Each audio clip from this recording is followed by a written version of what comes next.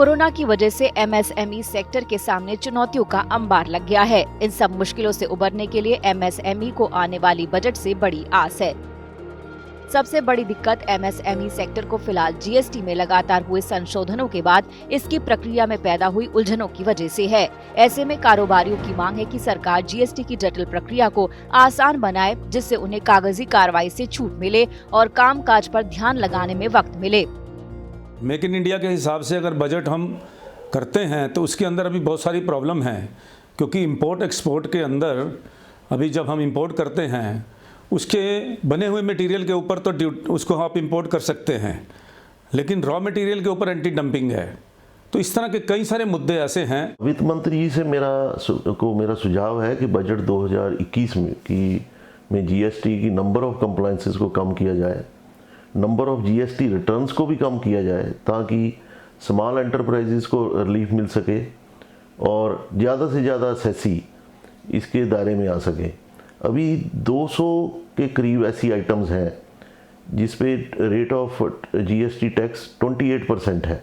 इसको भी कुछ ऐसी आइटम है इसमें से कि कोविड के चलते उसमें कमी की गुंजाइश है, इसलिए उन रेट्स को कम करना चाहिए। दरअसल जीएसटी में कई तरह के फॉर्म भरने की वजह से अकाउंटिंग का खर्चा बढ़ जाता है।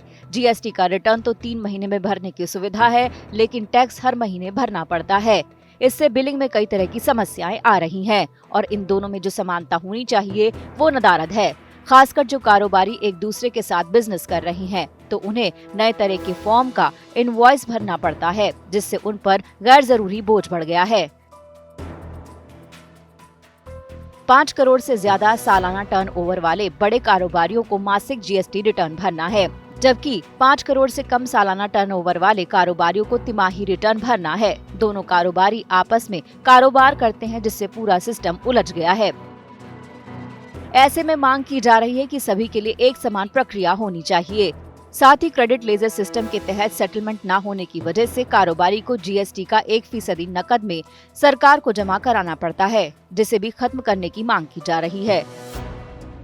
जीएसटीआर 2A और 2B की तारीख अलग अलग होने की वजह से एमएसएमई परेशान है।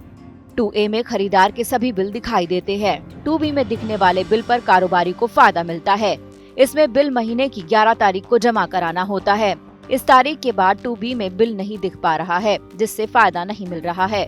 2A और 2B को एक में मिला देने की बात कही जा रही है।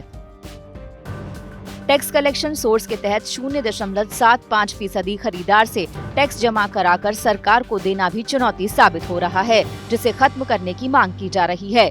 जीएसटी के फंड्स हैं उसको भी एफिशिएंटली यूज करना चाहिए, ताकि इकोनॉमिक ग्रोथ को गति मिल सके।